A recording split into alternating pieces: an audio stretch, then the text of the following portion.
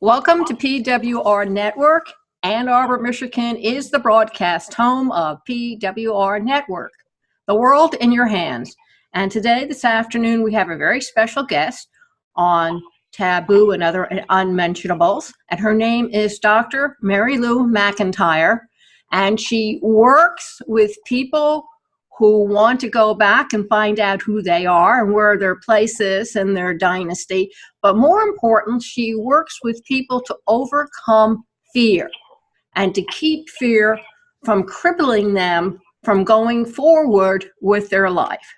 So with great ado, let me introduce to you Dr. Mary Lou McIntyre. Good afternoon, Mary Lou. How are you doing?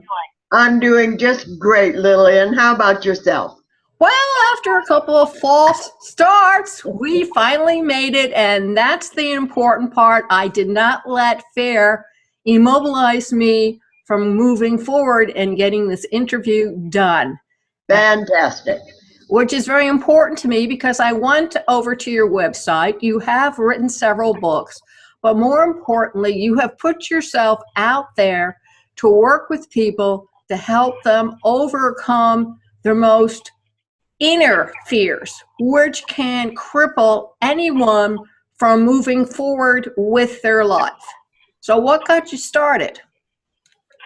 Well, life is really amazing when you open up to your own mission, find out why you're here. I was working with people, giving them guidance and instruction on how to evolve or develop spiritually, get in touch with their spiritual nature.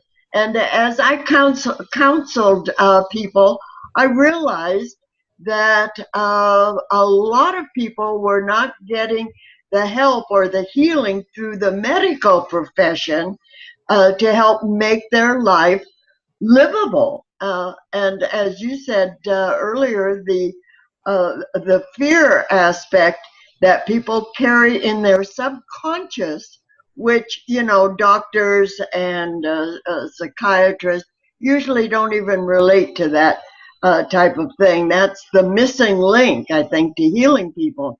So I put out to the universe for a method to be able to heal these people of their phobias and depressions and traumas and that type of thing. And I started, Lillian, getting dreams of my own past lives. And after a few weeks of this, I put out to the universe, I don't want to know about my past lives. I'm, more concerned with this life. Please help me help others. And I heard a voice that said, that is how you help others, through past lives. You will have to learn how to regress people back to when the trauma was initiated in their life. And well, this was like 30 years ago.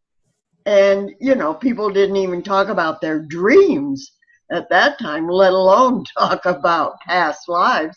And so I had no resource to go to that I knew of to be able to do this for people. And so telepathically, I was guided into this type of development. I had to have my chakras lined up. They put me through exercises and meditations. And the group of people I was working with at the time in Portland, Oregon, volunteered to be guinea pigs.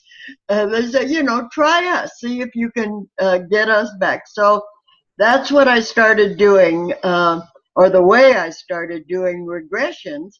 And it would take me about 2.5 hours to regress a person, but they would, this was without hypnosis.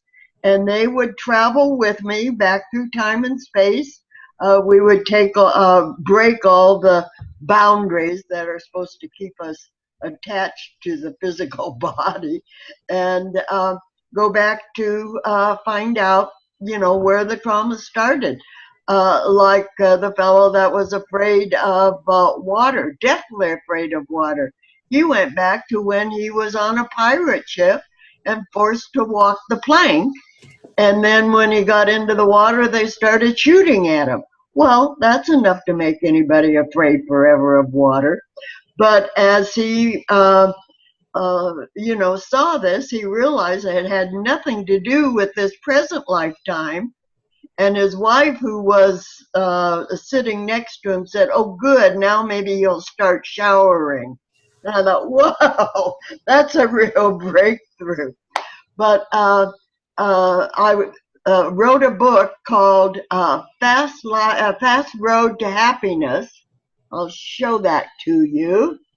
And it's available on Amazon. And I relate several of the individual and family and group regressions that I did with people to help them overcome major problems so they could get rid of this irrational behavior.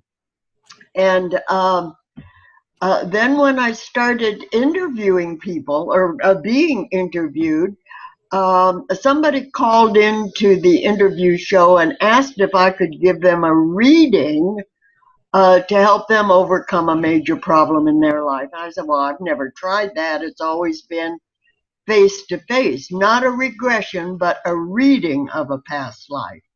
And she said, "Well, please try." So I did. And Lillian, they were able to hook me up. I think it was through the verbal connection. And they took me back. They took me to the Akashic Records and showed me her book of life and the area that was important for her to hear. And by golly, it helped her. And so that's how I started giving past life readings over the phone for anywhere around the world. People can call in and get a reading, and the results have been really marvelous. And you can get that connection by going to my website, which is www.marilumcIntyre.com, and tells you all through my webpage. You say, click here for appointment. So, it should be easy, and then that's how the process starts. So it's been an amazing life, and I'm just so pleased to be talking to you now and sharing part of my life and experience with others. I'm delighted to hear that. I know that when I was a child, I had the ability to step out for myself. Wonderful. And yes, and I would see myself doing certain things, or I would look down and there I was doing my homework or something like that. And I found that when you disassociate from yourself, it's not like anything they really show on the TV. It really is a brave new world that it's another dimension, but it's Right. not a physical dimension like ours. It's more of the mind. And I found myself just at peace. It was very nice. But unfortunately, since I came from a family that did not believe in any of that, I did not ever use it. So it gradually faded away, Right. although I have my moments from time to time. And I feel that because I had that ability and still have some sort of ability, that I'm able to overcome some of the fears that I have accumulated during this lifetime and have handled it in such a way that it has not only enlightened me, but has protected me at the same time. And Right. Absolutely. and I think it's more than mental concepts. It's you've tapped into and are using your spiritual nature, and that's what lives forever. And guess what? I wrote a book called Life is Forever. Get used to it. And this was my search for the meaning of life. And because I knew, that people shouldn't be as cruel to one another as they were, and that I should be able to reach out to some kind of infinite or divine intelligence for guidance. This was when I was just a little kid, and my family wasn't religious. They thought I was crazy. So I didn't talk about it, but I went searching for God in all the churches, never did find him, and thought, oh, well, maybe I'm wrong. Maybe I have to do this struggle all by myself. And it wasn't until I had gotten married and had 4 children and got divorced and raised the 4 children that finally, well, I was ready for suicide. I had just had it. It was just too much. So I'm screaming at the universe, help me, help me. I can't get out of this garbage can. And the next day, somebody came into the psychological testing clinic where I was working and introduced himself and asked for me by name and said that he was from the foundation right there in Seattle that was, maybe 6 blocks away from where I worked. And he said that there's a medium that works there and helps people by bringing messages from departed loved ones and master teachers and guides. And did I know anything about that? Well, I didn't. For some reason, I had been blocked about ever checking into any of the Eastern religions or spiritualism. And but here he'd been given my name, he said, and the address where I work, and asked to go and get me. This was through the medium. And I thought, oh my God, this guy has got to be crazy. This kind of thing just can't happen. But it seemed harmless to check it out because, as I say, at the time I was pretty desperate. And so I checked it out, and sure enough, it was real. I found God in that temple, and that's when my own spiritual development really started happening. And it was just through a miracle, but I think if people could just realize, if they reach out and, as you say, you're so determined to accomplish and achieve what is needed, it will be given. It's there. We all have spiritual guides. And when our loved ones pass away, they just move on into other dimensions, as you said, and continue their own spiritual growth. And if they, eventually recognize, and even while still in the physical, if people would recognize they're here to achieve perfection, and reflect like a mirror image of the perfection or the divinity in which we were created. Because we were created, we started somewhere by something, and that's the divine image that I don't understand why more Christians who think that they're created in the image of God, because that's what it says in the Bible, why they don't reflect that image or strive to become that image. So that's been kind of my mission, to wake people up to, first of all, love themselves and live by the golden rule. And if we could all do that, wouldn't we have a wonderful world? I think it'd certainly be different. I know that when I was in the hospital for a chronic illness, I suddenly passed away, as they said. But I didn't remain very long passed away, even though they were transporting me down to the hospital cold storage. I sort of woke up 15 minutes later. Wow. That's a long time, though. It was a long time. It was a Roman Catholic hospital, and the doctor was very upset that I became conscious. And he said, "You're supposed to be dead." And I said, "Oh, didn't I tell you? When I got there, I heard this voice saying, 'Not yet.'" And I really, truly believe that whatever I'm down here for, I haven't accomplished yet. And they're not going to let me in or pass through or get on to the next part of my journey until I get accomplished what I need here. Unfortunately, they failed to tell me what they wanted me to do. So it's more like I'm going to have to root around a little bit and try to discover it for myself. So I'm afraid, yes, I'm back in the saddle again, and you can let everybody know. I mean, all the people in my family had gathered to attend my funeral. Say goodbye. Yes, and boy, were they upset. Especially Really? my ex-brother, who said, we came down for your funeral and you have the audacity. Says, it's just like you to do this. And they laughed. I think my husband said they were here for 24 hours and they disappeared back into where they came from. And I was really stunned because, well, you would hope that some of your family would be happy to see you back among the living again. Yeah. Obviously, it wasn't meant to be with him.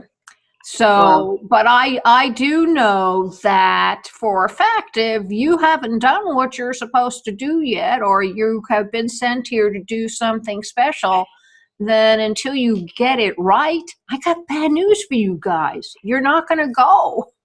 That's right. That's right. And the people that do go have accomplished what they came here to do, and they have to be released by their loved ones to carry on in the spiritual development that is their right, that they have earned. And they get to float with the angels if they want to. Absolutely. And, And they should just be loved and released. And I think that people cannot follow the command in the Bible to be like the Creator who created them because they're fearful. I mean, that's part of everybody's problem. And as soon as something comes in that sounds catastrophic, people go ballistic. Right. And they start getting really scared. Where I know from my personal experience that there's nothing you can really do if it's out of your hands. And, That's right. And it's going to happen whether or not you like it. So rather than running around screaming that the sky is going to fall down, perhaps a better option would be, how can I face it? What can I do to get through it? Which makes a lot more sense to me than running around screaming that the sky is going to fall down. Because this is part of life. This is part of any duality that you're going to find, whether it's on this planet or somewhere else. And the learning process. It's a learning process. Yeah. Absolutely. Right. Absolutely. And you're going to get it wherever you go next. Yeah, I tell people that I'm counseling that are in that fear thing of all the terrible things that are happening. I said, look, just visualize yourself floating on top of the waves. You're on top of the waves. Don't get caught in the undertow and then lose control of yourself. Stay on top of the waves and you'll survive, because that's the key, as you said, to survive whatever happens. So that's what we're trying to do. And I'm so glad that I am glad that you're still here and you have found your mission for sure. Absolutely. And I'm kind of glad that I'm still here too. Yeah. When does a child, because children have a lot of fears and a lot of them are suppressed, because if they try sharing them with their parents, either their parents think they're crazy, and we've all been through that routine 2 or 3 times, or the parents really can't understand why the child is so afraid. So how does one help a child overcome their fears? I mean, I know how I helped my son, but he considered me a pretty tough mother. I made him face them. Right. I wouldn't let them run from them. I made them face them because I told them that's the only way you can do it. And I said you can do it with a pocket mirror, the mirror hanging on inside the bathroom. I said, but you have to face it, because if you don't, it's like those chains and links that Marley collected while he was here on planet Earth. You just make it worse. Exactly. That's what I tell people. Keep looking in the mirror until you can see yourself as being divine and loving. You know, because most people, when I would ask them, Do you love yourself? Oh no, I'm not a nice person. It's just amazing. They Yeah. say that? Oh my God. I tell Yeah. myself all the time, especially when I'm upset or I'm a little bit on edge. You know what, Lillian? I love you. I think you're a pretty terrific person. Yeah, you got some flaws to work on, but by and large, I like living inside of you because you never know what's going to happen next. And you always kind of face it with this smile on your face, even though the world may be crashing around you. And I Exactly. like that. Yeah.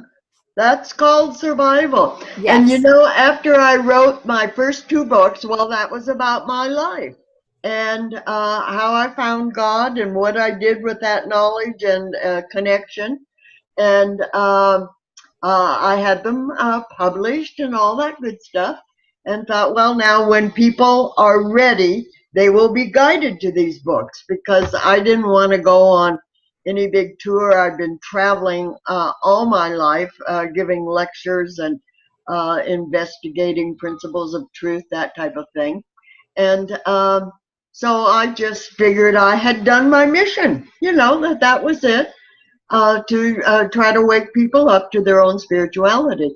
And then I started hearing in my head, and I'm not psychic, uh, I can't communicate with departed loved ones or anything like that. I am more into the Akashic record thing.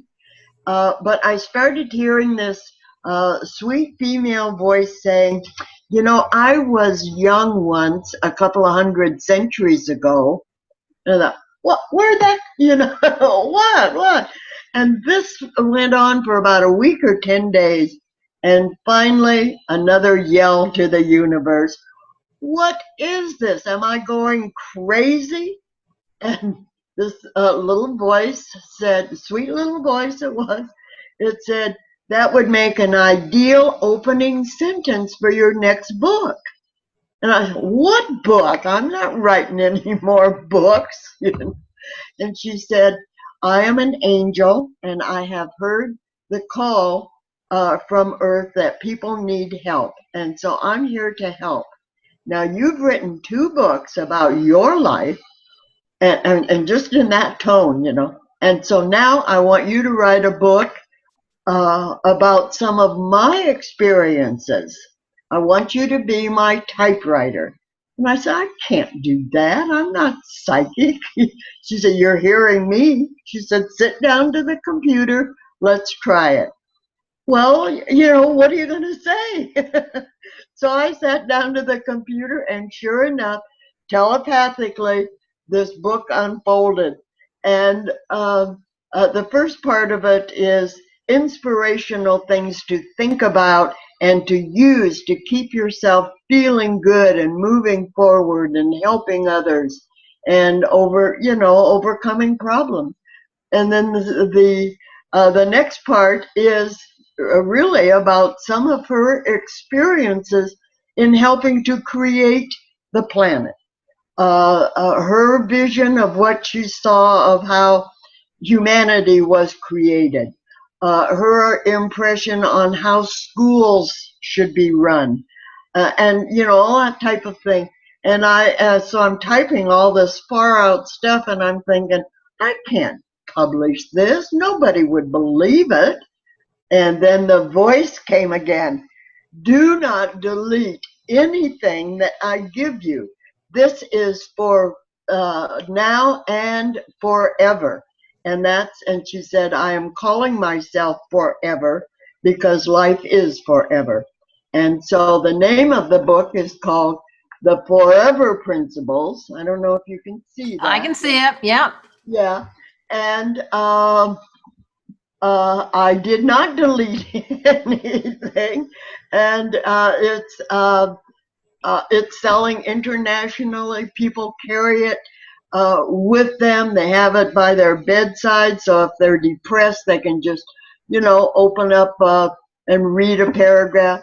And the last part of the book, um, I did the research for it, and it's quotes from famous people to help you through certain situations. And I have them classified, And so it's kind of a guidebook to help keep you happy and helpful and loving and all that good stuff. So I'm really pleased. And somebody said, well, you should write more about, from the angel. And I said, well, the angel's gone. So that's the end of the book. So I don't know if it'll ever come back again or what. But so that was a whole different thing. Here I thought I was through with my mission, but no, now I'm a spiritual typewriter also.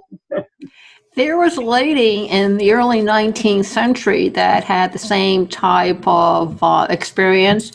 A spirit contacted her and told her she needed to write about when she was a woman and the kind of things that happened to a woman, because it was important for the world to understand that women were not really appreciated for what they brought to the world, and that she could not be silent anymore, and that she had to speak up and get it out. And this lady spent most of her life being dictated to and writing out in longhand about what this lady, this spirit, was telling her. And she was so accurate in the details, because she was writing about life in the 17th, 18th century, that they could not understand how somebody in New York in the slum area type thing could write about such accuracy from things that women supposedly had to do during their lifetime in order to acquiesce to men and their wants. And I find that very, very interesting, because it tells me that the ones who are really determined to be heard somehow find a way to be heard so that their voices can come out and tell people certain things that you would not know, because history itself doesn't tell you everything. Exactly. It leaves out the juicy parts. Yeah. Yeah, right. And the thing is, it lets people know that there are other dimensions other than the physical temple that we live in, that houses our soul, our true spiritual nature. But there are other dimensions, and there are sources of guidance and protection and that type of thing that really isn't taught anywhere. I think it's more in the Eastern religions. They teach about karma and reincarnation, which is invaluable for a person to grow spiritually, or to find any kind of contentment and, peace and calm within. Well, I think that spiritualness is not really taught because it really isn't religion. And this is something that I want to explore further, is the fact that a person can believe in something and follow it through to its logical conclusion, which is spiritualness, whereas faith is religion. You believe in something so much that you're willing to give up your life or your children's life for it. And there is a difference between believing in something and then having the faith to take it one step further.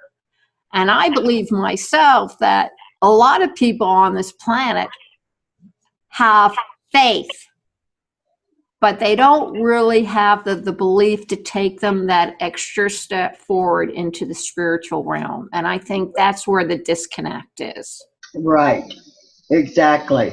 I think there's such a major difference between religion and spirituality. Yes. I had to be very careful in my book, because I don't want to turn, the truth seeker away by saying, what if you don't really believe what's in the Bible, then why are you calling yourself a Christian? And because people can't answer that. Well, they don't know how to answer it, and I think it's because it really isn't taught. Now, if there's teaching somebody by taking out the Bible or the other religious books, and from it going and reading what has been written down and discussing it. And then the belief of it is something that really, to my mind, can't be taught. It's something that it's spiritual. So it's something that is there. And you either embrace it and let it surround you, I guess, like a blanket. Mm-hmm. Whereas Right. with faith, you can tell people why you do what you do Uh-huh. and demonstrate it. And There you most go. of mankind has done it that way. Yeah. I know when I first started developing, uh, as I said, I didn't know anything about the Eastern religions. And when I found out that karma, the cause and effect, I realized that's why people were mean to one another, because they were just working off karma. But I read, became an average reader um, of, spirituality and, like you said, other people's experience relating to, spiritual nature and development. Then after a couple of years, I thought, well, now I've been reading other people's experiences and understanding of spirituality and growth and development and all that. I think it's time I got out and started experiencing these things for myself. And that's then when I really stepped out and started teaching, what I had learned through the books. And then I find as you do that, as you reach out to help others, you become helped, or, I became helped. And I hoped that I have helped others as much as I have been helped. So, it's very interesting. It's like a cyclic thing or a circular thing, but it is true. What you put out is what you get It's back. definitely what So you you get in. better be kind. Well, you've got to be careful because you don't know who's listening. And I think a lot of people don't understand that as well.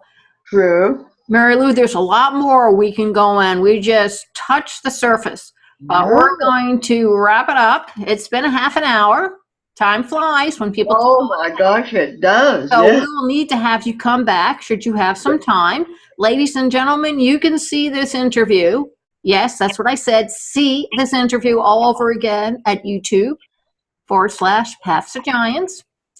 And you can also see it at http://67.20.67.108. Yes, it's on a private server. We have taken a step up here. You can also see it at facebook.com/PWR Network. I often wondered what PWR Network means. Passionate World Radio Network, in case you're interested. Yeah. Twitter.com/PWR Network. And also on LinkedIn and also on Google Plus. So come and visit us. It will be up for the next 3 months. Mary Lou, do you have anything you would like to add, some bits of wisdom before we wrap this up? Well, yes, I do. I just want to wish everybody the very best of everything and keep searching to find ways to achieve health, wealth, and happiness by always being positive. And as I said, live by the golden rule. Thank God every morning when you wake up that you have another wonderful day to experience life and make the best of it. Make yourself happy. And sometimes, sometimes that's a struggle, but if you keep at it, you will become happy almost in spite of yourself as long as you keep that as the goal. Because if you're not happy, then you get sick. And when you get sick, you ultimately pass away, you die. So stay happy and healthy and keep living. God bless you all. Thank you, Lillian. Oh, you're welcome. And before you go away and stray, remember this quote from an anonymous person: to see the view, you must climb the mountain. So, ladies and gentlemen, climb that mountain so you can see the view that's intended for you to see so you can go forward. Thank you all Absolutely. very much for listening. You have something to add, Mary Lou? What? You have anything else to add on this final parting Oh, shot? I could just talk forever, and but I just want to reach out and hug everybody and say, keep on keeping on, and we will realize peace on earth. We will bring heaven to earth. That's my goal. That's my mission, Well, and I hope it's a mission for all of you. I believe it is. Thank you all very much for listening. And our next interview takes place on Thursday, the 26th at 10 a.m. when we interview Ryan Reed, a race car NASCAR driver, and Dr. Elderman talking about traveling with diabetes. So don't miss it. Thank you all and have a great day. Thank you, and God bless you all.